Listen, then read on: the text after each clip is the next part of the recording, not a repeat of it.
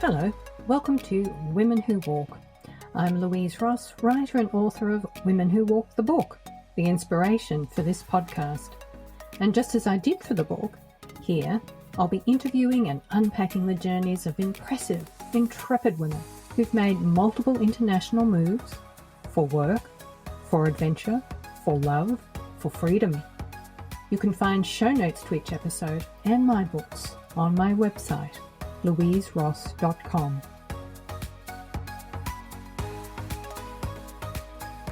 Hello listeners, and welcome to episode 6 of Women Who Walk. My guest today is Samantha Coomber. Samantha left London, where she's from, in 1998. Since then, she's been a full-time freelance travel and lifestyle writer based in Asia Pacific, including 3 years in Sydney, Australia, followed by 5 years in Hanoi and 5 years in Ho Chi Minh City, Vietnam, 8 years in Bali, Indonesia, relocating back to Ho Chi Minh City in 2018, where she's currently based. Before leaving London, she was a travel industry professional, starting out with seasonal work in Europe, where we met when we both worked for a British ski company in Courchevel in the French Alps. Samantha went on to work another couple of ski seasons in France and Italy, and 4 summer seasons in Spain and Greece.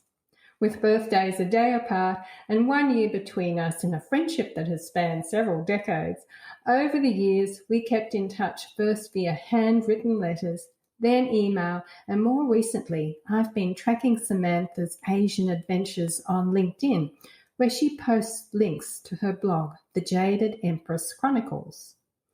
Samantha has contributed and updated travel guidebooks such as Frommers, Fedors, Rough Guides, and Insight Guides, mainly on Vietnam.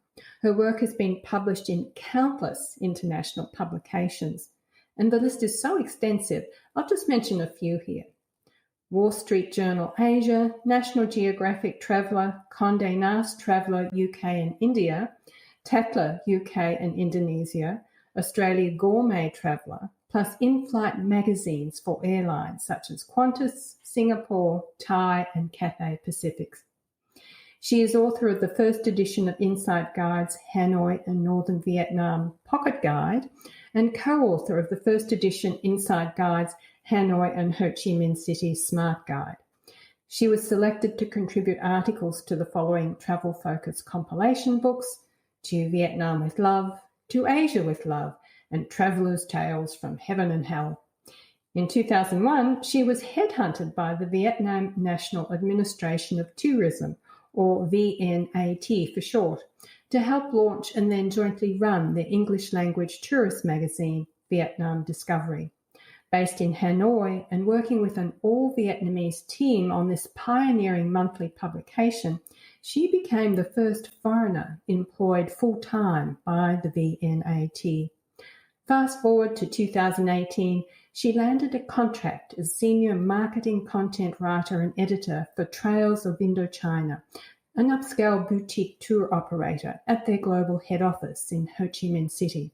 Since then, she has been working from home in Vietnam, a country that has been remarkably successful in containing COVID-19, working on various writing projects while assessing the next step. I'm so glad Samantha agreed to be interviewed for the podcast, as I know her stories and adventures are exemplary of a woman who walks.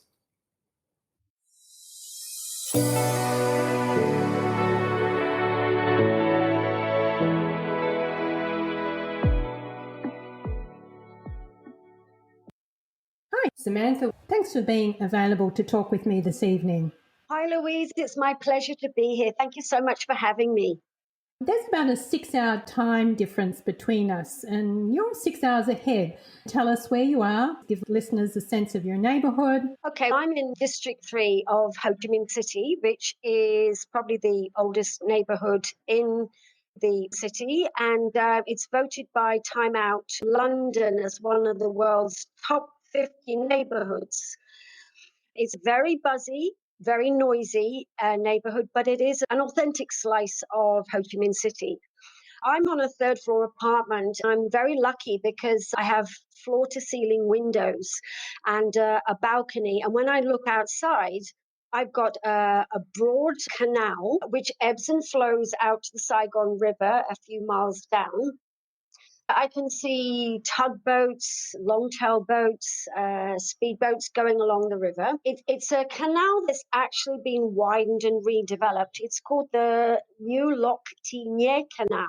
It's one of Ho Chi Minh City's biggest urban renewal development projects. It's got trees along it, bougainvillea, hibiscus, frangipani, and a pedestrian walkway running along the canal, which runs for about 6 miles, 10 kilometers. I can do my exercise along there. It's full of locals and beautiful little cafes and ancient pagodas.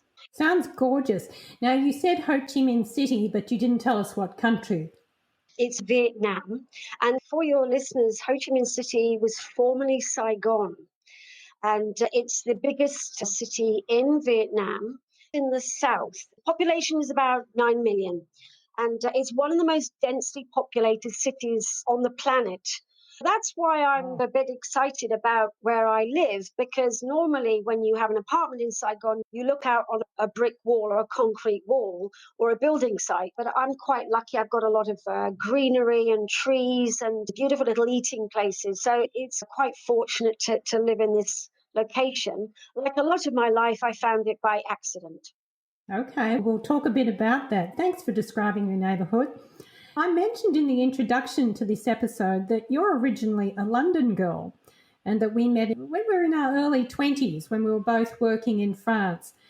But it was another 15 years before you left London. What was the driving force behind you leaving the UK? There was quite a lot of things going on before I left. Now, I met you at the start of my seasonal work in Europe. I went on to do 2 more winters in the Italian and French Alps, and then I did 3 summers in Spain and 1 in Greece, which I really enjoyed. It's a wonderful life, but you can't do it forever. It's something that you get burnt out doing. So in my late 20s, I went back to London and I fell into the travel industry because I'd loved that lifestyle so much. I wanted to keep in that industry. I worked for various Australasian upscale travel companies and tour operators, sort of office bound. However, in the travel industry, you get a lot of longer holidays and perks and freebies. So while I was living in London for about a decade, I also did a lot of traveling around the world, particularly Southeast Asia, Africa, Australia, Europe, America. And the reason I'm saying all that is because it really fired up my wanderlust. The more you travel, the more you want to do this. And I started doing some writing of all my travels as a hobby on the side, but I was doing jobs in sales and marketing. While I was based in London, I did have a very steady partner. In about 1997, my long-term partner and I broke up. It was the catalyst of me pursuing this dream of just taking off. Like the strings of a helium balloon being cut. I could just go off because I didn't have any ties. I was 37, footloose and fancy free. I thought you can either settle down and get a mortgage, which is the norm, and stay in London, or I could just be totally crazy and pack up everything and go on a one-way ticket. I love London. I had a good job. I had good friends, a lovely little apartment. So it wasn't an easy decision, but I thought you should really take this opportunity. My remaining family is in Australia. I'm British, but I have an Australian passport. And I thought, why not take a one-way ticket to Australia? On the way, go via Vietnam. I've never been there before. And also go via Indonesia. As soon as I arrived in Ho Chi Minh City, I thought, this is great. I did 3.5 months, which was life-changing. Extraordinary trip. I traveled the length and breadth of Vietnam. It's very liberating for a woman. You can go where you want. People were wonderful. I got treated like an empress when I was there. I traveled all over the place. I had wonderful adventures. Why do you think that you didn't encounter any harassment or hassles as a petite young woman at the time travelling solo? I've backpacked through Thailand, Hong Kong, and Bali by myself. We're talking about the 90s here. I generally found it very safe. Vietnam really was liberating. It's just opening up for tourism. It's still predominantly Buddhist. I pushed 1 month into 2 months, 3 months, 3.5 months. because I found I could go anywhere, obviously using common sense, but I'd go off on a boat trip with just a captain by myself in the back of beyond. I did a lot of motorbiking trips up in North Vietnam. And what would happen is these guides would take me around the wilds and mountains, or we'd go in the countryside somewhere. I'd go trekking for hours with strange men. They were very respectful. And at the end of the trip, they might say, "Could I ask you out for a coffee?" I found it very safe. And that was something which really pushed me to explore further. One of the trips I did, I went to these villages up in the very remote northern mountains near the Chinese border with my guides, sometimes with another foreigner I'd met, but very often on my own, where these ethnic minority groups looked generally shocked to see the female foreigner. It was that sort of liberation that I felt I could explore even more. I was a sales and marketing girl in London and sales manager, marketing executive. But after those travels in Vietnam, I felt I want to be a full-time travel writer. And I hadn't dared want to do that before. But Vietnam so inspired me. The culture, the smells, the history, the war legacy, the colonial buildings, the countryside. I just could not stop writing about it, which even now I can't stop taking photos and writing. And that's what spurred me. In episode 3, I talk with another travel writer, Carolyn McCarthy, who, like you, has dedicated herself to writing and documenting life in a particular area. And for Carolyn, it's Latin America, and for you, it's been Asia. And like you, Carolyn went traveling in the area and fell into writing about it. What interests me is the idea of being drawn to an area of the world and, as you've said a couple of times, falling into, and it was writing, so falling into something far from your home country that then becomes your life. And you're still there, you're still in Vietnam. Do you think that there was something fated about you finding your way to Asia and then living there? Oh, definitely. I'm quite fatalistic and believe in destiny. And that's probably because I've lived in Southeast Asia for 19 successive years, and that's how they think. When I left England, I was only supposed to do 1 month in Vietnam and 2 months in Indonesia. But the day I was supposed to fly into Jakarta, revolution started. People were very worried, thinking that I was going to arrive in Indonesia when all this is going on. And actually, I was having such a wonderful time in Vietnam. I cancelled Indonesia. Vietnam was a hot place at that time. A lot of backpackers were going there. And it did change my life. When I lived in Sydney for 3 years, I kept going back and forth to Vietnam to basically fuel my freelance writing. I wasn't really writing about Australia or other countries. And then I consequently lived in Vietnam for 10 years. I do believe that it was all supposed to happen. I think it was, because you have done an extraordinary amount of writing about Vietnam and Asia.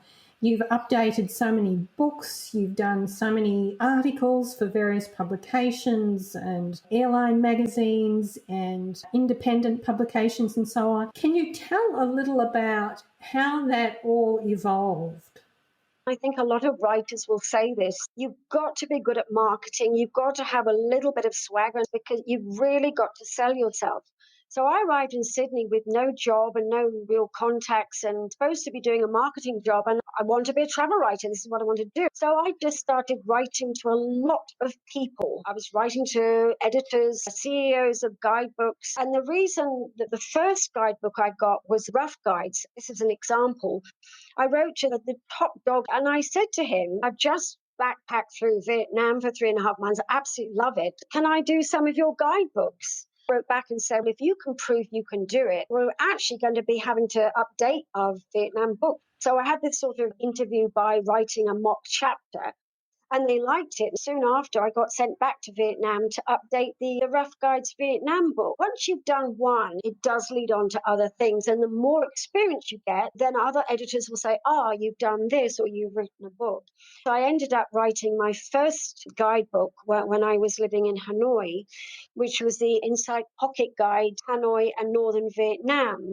That was a lifetime dream to actually write my own guidebook. I was the author of that, an absolute joy to do because it was all my contributions. When I was down in Saigon, I wrote my second guidebook, which is a smart guide, and I wrote the Ho Chi Minh section, and another writer wrote the Hanoi section. So that was my second guidebook. In addition to all of the guides and the books that you've updated or solo written, you're also headhunted by the Vietnam National Administration of Tourism. I mentioned this in the introduction as well, to launch and then jointly run their English language tourist magazine, Vietnam Discovery. You were the first foreigner employed full-time by that organisation. And as the first foreigner, then you would have been the first female. Already you've got quite a bit of work under your belt, so you've got respect in the industry. But did you encounter any challenges as a foreign woman working for VNAT? I did have challenges, but not like that. Vietnam is a matriarch society. Women are very respected. I'd say under the surface, they run the country. And the person who headhunted me was a woman who is quite high up in the Vietnam National Administration of Tourism, which is the government department of the Tourism Authority. She was highly respected. When I worked in Hanoi, I worked for the tourism department for about 2.5 years. Most of the employees were women. My immediate boss, the managing director, was male. His boss was female. And then her boss was a very big wig in the VNAT. The challenge was being the first foreigner to work for that tourism department. This was 2002. They were still a bit nervous, I'd say, about foreigners coming into work in that sort of position. I did find that maybe they didn't quite know how to handle me in terms of the contract, the paperwork as such. My job description was a bit vague because this was a pioneering English language monthly magazine. The team I worked with were very experienced in magazine production, but this was a new magazine. We had less than a month to set it up and launch it. Everything was very new and there was a lot of in-house politics. So the female thing, no, not at all. I found I had a lot of respect within my team as a foreign writer, and I was the editorial consultant in terms of what should go in, what's the best thing that foreigners would like, what's interesting content. And of course, I had to sub-edit and proofread. Who was it written for? It was written for tourists traveling through Vietnam. You could get it in cafes, restaurants, tourism outlets. It was a lovely, friendly, sort of glossy magazine. I wrote most of it. If the Vietnamese wrote articles about culture, which I wasn't qualified for that, I'd edit it and did a lot of editing. But a lot of the content was mine. And it was things like where to travel. They did a restaurant or a feature about a certain destination. There was always bits on culture, but as I said, the Vietnamese reporters tend to write about that.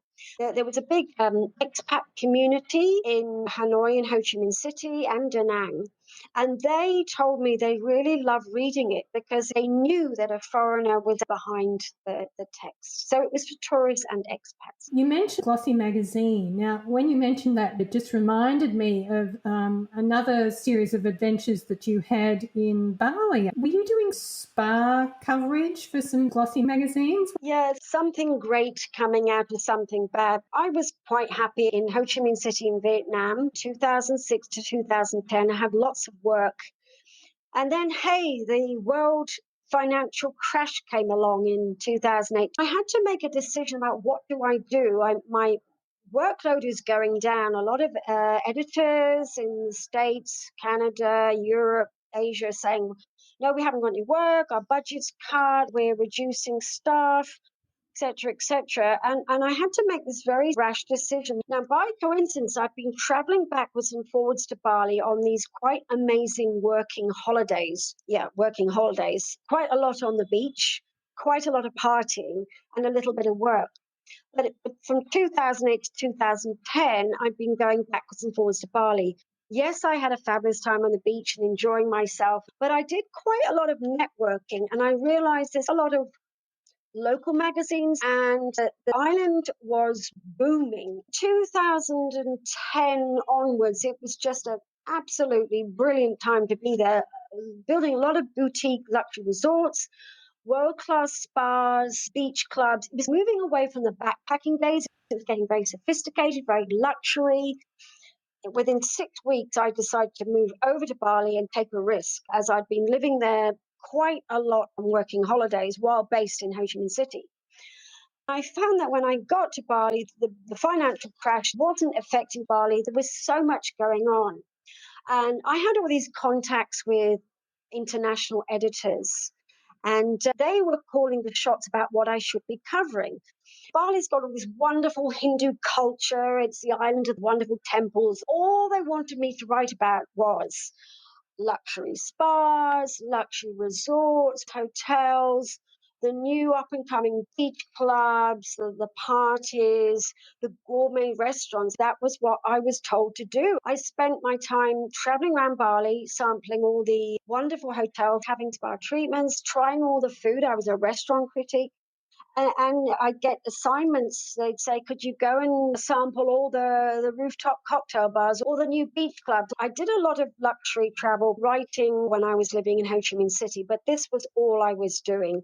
If someone said to me, what's your dream job? It's reviewing luxury hotels and spas, and that's what I was doing. I did things like Condé Nast Spa Guides and Tatler and all these sort of upmarket magazines, but that is what they wanted, because Bali was really transitioning to this very sophisticated luxury place. A lot of international well-known brands were opening there, and in order to write a good review, you had to stay there and sample everything. It was a wonderful life doing that. And then you went back to Vietnam. Yes, it's funny that all the changes, all the movements I'm doing is not because I'm a lost soul with no direction. Everywhere I've moved has been for a reason. And I loved living in Bali. It really was the dream life. I lived within 7 minutes walk of the beach. I had a wonderful social life. I had all this luxury travel writing, and it was wonderful. But the media industry was changing quite a bit. There was a lot more competition for me. I'm quite a bit of an old school writer. A lot of bloggers, Instagrammers, social media coming out. There was less work, a lot more competition. And I decided that I just love living on Bali, but I had to find more security in terms of a job where I'd be writing, but I'd have an actual paid salary. And I think a lot of writers will relate to that. There was also the volcano which erupting on Bali, and that distracted my work because editors were saying it's a bit precarious in Bali at the moment. The Bali market got saturated. There's a lot of writers writing about Bali. It was a perfect storm. So I reluctantly left, but I moved back to Ho Chi Minh City, which I know very well because I'd already lived there for about 5 years. And I got a job, full-time writer, but a different angle as a senior marketing content writer and editor. And it was writing website content, but still covering Southeast Asia. I got the job because they knew I had 4 decades of traveling through Southeast Asia and living in Southeast Asia for 19 successive years. And as well as Vietnam, I ended up writing a lot of other destinations. One of the things that strikes me as you talk about this journey of writing and moving is that basically you've been your own agent, living your life independently. Can you talk a bit about what it's been like for you to have this life as a solo adventurer, which isn't to say that you haven't had relationships along the way, but that you've chosen a life that's still somewhat unconventional and pretty darn intrepid? I think a lot of other full-time writers will understand this. You have to be pretty single-minded about everything. And I'm so passionate about travel and writing. It's been my life. I'm a great believer in fate and destiny. If someone truly worthy came along, then I'd have to drop everything or work round being a writer. But so far, that hasn't happened. I've just gone from country to country and loved what I've done. I've loved the writing. I've loved the travel. I've got immersed in the culture. I think that's kept me captivated. People say, have you got a husband? I say, travel is my husband. People say, have you got any children? I said, I've got 90 million of them, as in Vietnam. It's my big baby. To do this, you have to be single-minded. Even in Bali, I was going out and had a great social life, but I'd spend Saturday night researching stuff for my article. You've got deadlines, you've got to research, you've got to do a lot of traveling, moving around. Who knows? Maybe a partner couldn't really handle that. Of course, I had relationships, but there's been people that have been left behind because this has been, for me, all-consuming. I'm slowing down. I'm open to anything that might change that, but it has been a real tour de force in my life. A few weeks ago, you emailed me a list of some of the highlights of your adventures. And in the limited amount of time that we've had here today, you've just scratched the surface. I know that you've jammed an enormous amount into your life, the places you've been, the freedom you've had to live out your dreams. What will you do with all these amazing experiences? Is part of the next phase of your life recounting your personal journey somehow? Funny you should mention that, Louise, because it's always something I wanted to do, and now I'm coming to the end chapter as such. I really want to write this all up in my memoirs. Anthony Bourdain expose about being a freelance travel writer in Asia Pacific.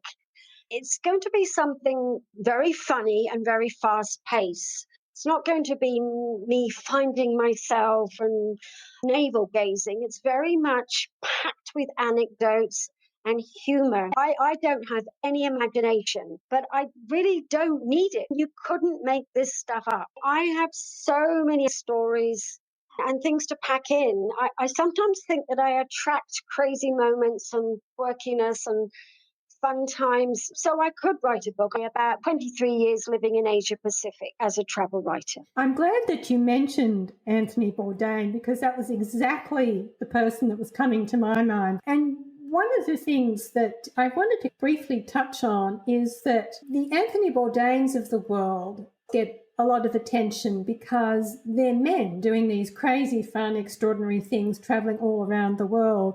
But keeping in touch with you all these years, in the early days, it was these long letters that you would write me, and then it was email, and then I was following your blog on LinkedIn. Your stories, to me, they're the Anthony Bourdain stories from a woman's perspective. So I really do hope that you write that memoir. I do hope to write that because it'll be a good read. I really want to make people laugh. Good on you. And then as we finish up, please tell listeners your LinkedIn address. Yeah, so the best way to find out more about me, my blog site and my writing, just go on LinkedIn under Samantha Coomber. You'll find all my details there. Thanks so much. And thank you for being available this evening. Thank you, Louise, for this opportunity. It's been great to chat. And thank you for allowing me to share my amazing journey. And hopefully it'll inspire other women to pursue their dreams. Thank you so much. Thank you for listening today. And if you would like to read a transcript of this episode, you can find it in the show notes on my website, louiseross.com. And if you enjoyed this episode, please rate and review Women Who Walk on your preferred podcast provider.